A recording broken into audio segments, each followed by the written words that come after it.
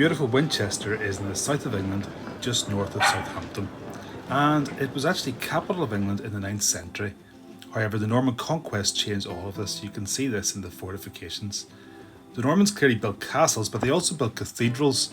They wanted it to be a symbol of their religious power as well as their military power. And they demolished the old minster in Winchester and set about creating one of the largest cathedrals in England. Winchester Cathedral is a real example of William the Conqueror trying to show his complete control over England. It's ornate inside and outside. The cathedral has always been regarded as a royal cathedral and contains the bones of King Canute and reportedly William Rufus, William the Conqueror's son, who was killed in a hunting accident in the New Forest. The medieval architecture within Winchester is truly awe-inspiring, with vaulted ceilings, beautiful ornate carvings and coat of arms on the roof. However, there are points in the cathedral where you can clearly see the violent past that the cathedral has experienced. Look at these windows. If you look up towards the top, you can see the top is stained glass, while the rest of the windows remain plain glass. This is all to do with the Reformation and to do with the Civil War, the English Civil War in the 1600s. The Puritans, who represented Parliament, many of these regarded stained glass as idolatrous and iconoclastic, and they wanted to remove these. They preferred plainer churches, and they saw Winchester as a symbol of royal power. So many of the windows were smashed to pieces when parliamentary troops occupied the cathedral.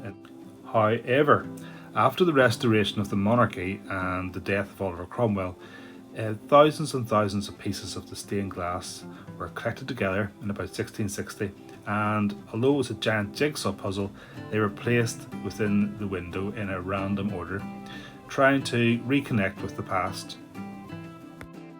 There are beautiful parts of Winchester Cathedral that almost appear untouched, like these beautiful carvings. However, there are large sections where statues have heads lopped off or arms missing, and this all stands testament to the violent times surrounding the Reformation and surrounding the English Civil War. Even now within the cathedral, they're still making discoveries to tell a tale of what went before. The ghosts of the past are slowly re-emerging. Recently, a couple of decades ago, a restorer started to chip away some plaster, and this is what they found, these beautiful, beautiful medieval images from the Bible. And these have slowly re-emerged, and you can see the colours within them. These are craftsmen that came from all over Europe to actually paint these, and some of the pigments used could be found as far away as Afghanistan. It's difficult to confirm, but these were probably plastered over again during the Reformation as a result of that difference in thinking about how people should worship.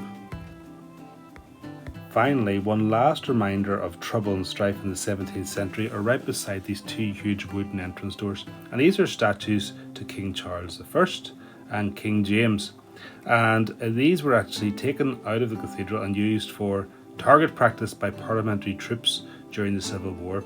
And somebody from the Isle of Wight actually bought the two statues and buried them in his field, and he actually sold them back to the church after the restoration for a profit.